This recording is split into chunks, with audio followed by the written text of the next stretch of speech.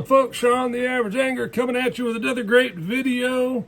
And today we have a fish it or trash it video. We're going to be talking about a newer bait that is available on the market now and a great alternative to one of what seems like everybody's favorites.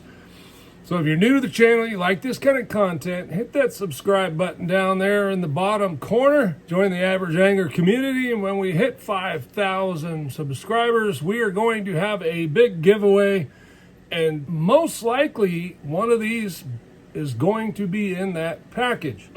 We are going to talk about this new bait. Now first, let me say that it may not be new, but this is new in the aspect of it's a JDM chatterbait, vibrating jig, and this one I think is pretty darn good. So we're going to go over that bait here a little bit and what it is, and talk about some of the features and some of the things that really stand out to me here.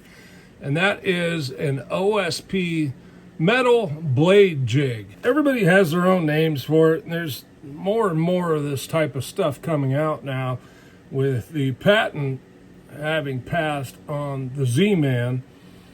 However, I think these have been around in Japan for a while, perhaps, but they are very well built and designed. So let's just go over some of the basics here, and you will see it is labeled ½ ounce, just like the chatterbait. It's always nice to have that labeling so that you know what you're looking at, grabbing, fishing, whatever, okay? Working back down the jig here, you will see a very nice finish on the head with the eyes also. And something we don't have on the Z-Man jackhammer and Evo is a little weed guard here. Okay, so you see a light fiber weed guard there.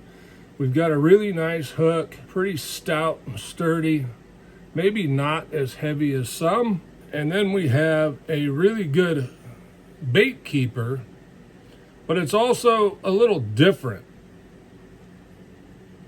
Okay, so you got the prong here. It is fastened, looks like with some braid or thread, and then glued.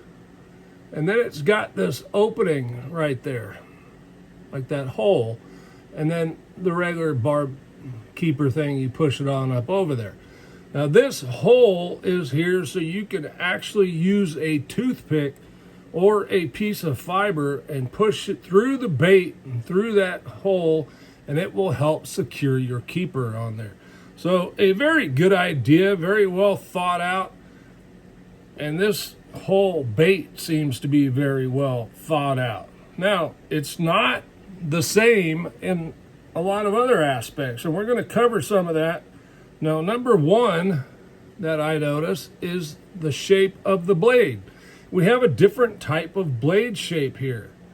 Okay, we're still going to get the rocking back and forth where it hits the head, but we also have curves down on the bottom there. If you can see, the bottom of that blade is beveled. But one of the biggest things here that I notice, look at the hole where it is fastened right here to the jig head, and you will notice that it's kind of beveled, right? It's like it's pushed through, so it's coming out on this side, and if you look at this side, it goes in.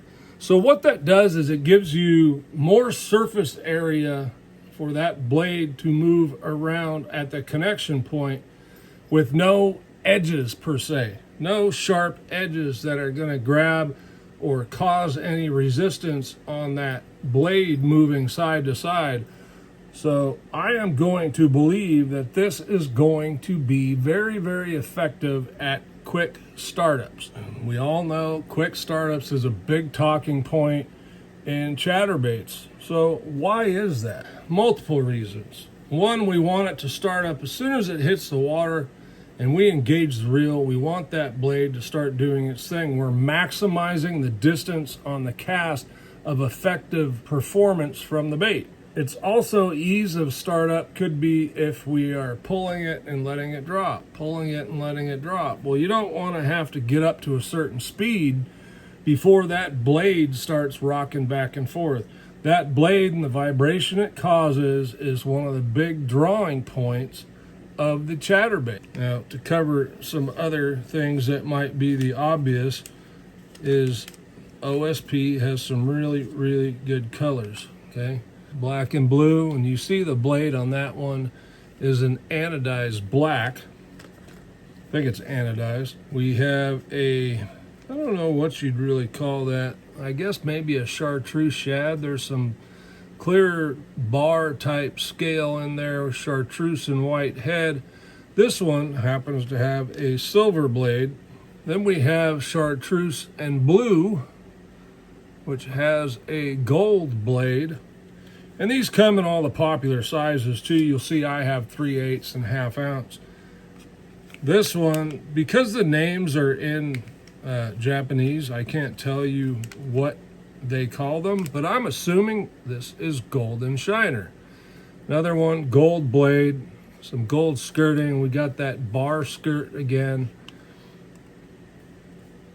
And these are just the ones I have here. I have some more loaded up in the boat that I'm taking with me to my tournament. But this is a bait that I'm very, very excited about. If you're not familiar with OSP, I don't know that they make anything that's not fantastic. Everything I've used from OSP, and they make a lot of hard baits. You know, I love their crankbaits, right? And I've got a ton of them right here. I've got boxes of them. They're just precision. And that's kind of what we've grown to expect from JDM companies. So this is really going to be kind of an easy one. There's no thought of trash in this. This is something I'm very excited about, looking forward to fishing and have high expectations. I've watched some video from the hookup tackle on this bait, and it is a phenomenal bait. Super sharp hook. Let's see if I can read. It says Gamakatsu. Yep, it's Gamakatsu. Comes with the same barb cover there, so you don't hook yourself taking it out of the package that we see on a lot of other brands. Again, the weed guard is the big difference. Thing that kind of sets it apart in a precision-made chatterbait. So I'm really looking forward to it. This blade design is definitely going to give it a different vibration, which I talk about all the time about you need to be a little different. If you can present something a little different, if it sounds a little different, and something like a chatterbait that is so heavily fished because of its effectiveness, having something that puts off a little different vibration and sound can be a really key thing. In addition to that, we've got this little weed guard, which is going to offer us a little protection, so we might be able to fish it in some areas that we wouldn't normally fish the jackhammer. Now, am I getting rid of my jackhammers? No. I'm a tackle junkie. I like having all this stuff. I like buying tackle. This one is a fantastic build, and actually this is another color. I would call this maybe a green shad or green pumpkin shad. Again, they really seem to like that bar type skirt. You'll see it there. Down here we've got some whitish or call it pearl with gold flake in it. Again, I think just a great all-around color. And it's just going to depend on the trailer you fish on it. But I'm really looking forward to getting out there and fishing these OSP metal blade jigs. They can be found at the hookup tackle. I believe they're $18.99, $19.99, something like that. So they're a little higher priced. But quite honestly, I see some improvements here in the quality just in that blade alone. And then you get the little weed guard to boot. So, you know, my opinion on prices is this. If it catches you more fish, then it's not a bad thing. I mean, a few bucks more, And, you know, try to get them on sale. Buy them in bento boxes. I got every one of these in bento boxes when they were doing bento boxes. So I didn't pay full price for them anyway. If you're interested, keep your eyes peeled at the hookup tackle. They're the only ones I know of right now that has it. Not saying they are. They're the only ones I know of. But OSP has some great sales from time to time. So if you can get them on sale, all the better. I still think it's probably worth the price of admission when you compare it to the price of the jackhammer. All right. Thanks for watching. I'm Sean, the Average Angler. We'll see you on the next one.